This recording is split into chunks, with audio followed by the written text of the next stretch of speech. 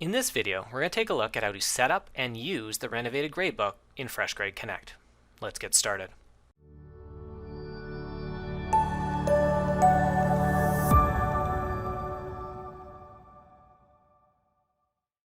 So we just finished setting up our grade 2-3 class right here, and you'll notice that there is a header that says assessments. And so we're going to click on this tab right here, and when I click on that tab, we're going to have a bit of a fork in the road, such that we can choose two different models, score-based or standards-based.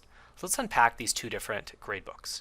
Score-based is going to be what you are traditionally used to. It was what was set up in FreshGrade Classic, such that we have a bunch of tasks right here, and then we can generate a grade. There is some good flexibility in that you can override this grade, but for the most part, it's going to be what you are used to. All right, and so they unpack this for you a little bit right here. On the other hand, we have standards-based. And so this is one that I'm going to advocate a lot of teachers at least explore, because I think it offers you a lot of different flexible options that I think you were likely looking for in the past. And so it is, I will say, for what it's worth, I think it's maybe one of the best standards-based gradebooks I've ever seen. And so I hope it's going to meet the needs of lots of educators. And so even with this screen right here, I'll try to unpack a little bit about what's going on just to kind of give you a flavor. So I could have, it looks like this task right here was Journal 2. And so Journal 2 may be pulling on a certain standard. This could be a big idea, could be an I can statement, however you want to set it up, curricular competency, but that Journal 2 falls under language arts. Now, if you were doing a cross-curricular type classroom or project, this Journal 2 may also have some relevance in science right here. And it could belong to this standard that falls in science. And so the neat thing, and of course all teachers will know this, is you may have a little kiddo that, in this case they're using I think like a 5-point scale, that is a 5 in this Journal 2, but let's say Journal 2 popped up over here, the student might be at a 2 because maybe this is a bit of a growth area, but when it comes to reading or writing or whatever the case may be right there, the student is really thriving. And so the neat thing, it goes one step further, is that then you can take a look at all the learning evidence on this standard or big idea and give a grade. And what they don't show here as well is that they actually have another box that you can kind of check where then you can look at this big idea in language arts, and then you can give the student a overall grade right here.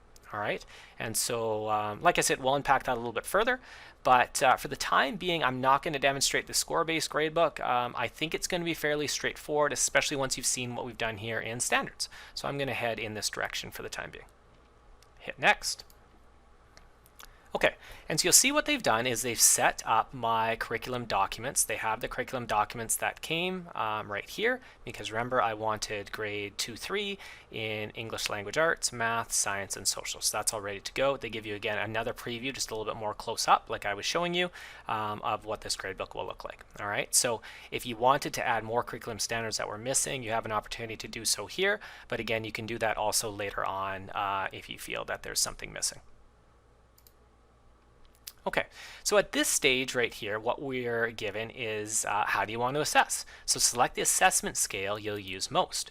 And so the great thing here is that you're likely going to see some stuff that looks familiar to you. So they have 3-point scales, and then you can just click on that so you can see it. They have a 4-point scale. They have one that my guess is going to meet the needs of lots of people. They have a proficiency scale.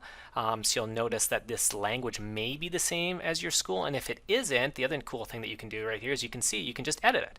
All right, and so if I click on edit, you have the ability to change a bunch of different things. You can even change the cell color. So if you wanted to, you can click on edit, and then under cell color, just to give you an idea, it'll actually make like the gradebook cell red. You can match it if you wanted to. You can change the icons to be probably the ones that you're most familiar with in FreshGrade. I know people start to kind of experiment with just using these colors quite a bit for the icons and making them, I almost want to say, somewhat agnostic to the stoplight, so that green doesn't always mean good, just kind of picking just kind of any old colors as you choose to. But if I hit cancel right here, it comes back out. For the time being, just in this demo video, I'm just going to use the proficiency scale. You can also create your own levels though. So if you want to just create one from scratch, create your own levels, and then you can just keep building it out as you want to. Okay, so I'll go with this proficiency scale, and we are then good to go. All right. The next question that it asks is select a calculator if you want an overall grade per standard. And so they have all kinds of complicated things that you can pick. And I think they even have some more ones that you can pick if you went with total points and percentage. But what I want to do is I want to let my professional autonomy and my professional judgment reign right here. So I'm going with a proficiency scale, and then I'm going to go with manual. And so the cool thing about manual is that it does not calculate an average for you. What you can do is you can look at the body of evidence and say, you know, based on the evidence that I've seen, based on the products, the observations, and the conversations, I'm going to give the student whatever grade or proficiency scale standard that you like. All right, so I'll hit finish. Okay, so I've slid over into a different class right now. So this is actually sample class 2021 that you will see right here. And I've set it up and entered some data in just so we have a chance to kind of see what's going on. So what I chose to do here is I have English language arts and I have mathematics. And I've chosen, maybe I'm kind of wearing the hat of an elementary teacher, perhaps, is that I've set my gradebook up in terms of the big ideas that are nested in those subjects. And so as an example right here, you can see that I have learning activity number 1. Who knows what that means, but it is some type of an activity that pulls upon 2 big ideas, which again is quite common. And so you'll see here with my first student, Tobias, he got a, if I click on this, I can see he's proficient in that, and he was also proficient in this task right here. Whereas Jordan Kleckner right here was green on this one, but then if I click on this one, I can see that he's developing. Again, that's something that tends to happen. The neat thing that I can do from that, and maybe this isn't a great example, but I can take a look at this big idea. So since I only have one task, likely I would make this be proficient because that's the only piece of evidence that I see. And then what I would do is if I wanted, let's say I was at the end of a term, I could then look at all the body of evidence right here, and then I can make a grade. So I might look at all the overall grade that Jordan has in this big idea number 1, big idea number 2. I might see that it's mostly green. I might also reflect on the most current learning that student has done. And I might say, you know what? Yeah, that student is proficient. So I'm going to give them an overall proficient grade right there. All right. Another couple of things I just want to highlight right here.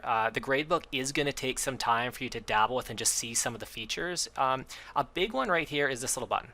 So this little button says publish assessments. I know this is being a big problem for teachers, is that we get obviously how grading works. You make grade for students' assignments, but then you don't want to publish those because you want to get everybody's graded.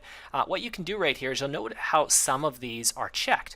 What that means the first time through I marked Tobias's and John's, but I didn't get to Jordan and John R's. But now since I've assessed everything right there and I want to make it public, I click on this. It says, are you sure that you want to publish that? Everybody's going to see it, students and parents. Yep, I am ready to do that.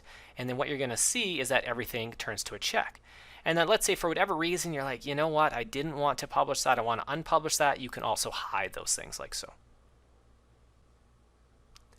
The last thing I wouldn't mind doing as well is just showing you where you can go and change some of these assessment settings. So if I click on Edit Class right here up at the top, again, I love that you can go back and change basically everything right here. You notice that there's class info, co-instructors, and then assessment settings. We'll click on assessment settings. And so what you can see right here is that you can change your scales, you can select different calculators that you want. One of the big ones that I wanted to highlight is it says select a calculator if you want an overall grade per standard. And so we already selected that. The other one that I really like is include option to manually add an overall grade. So you might recall, if I actually just go back right here, it will not default to this setting where there is an overall language arts grade unless you select that box. And so it's important that if you're choosing to do it the same way I did right there, that you just go into assessment settings and you select that you want to include an option to manually override a grade, and then of course you can select which scale that you want to use. Okay.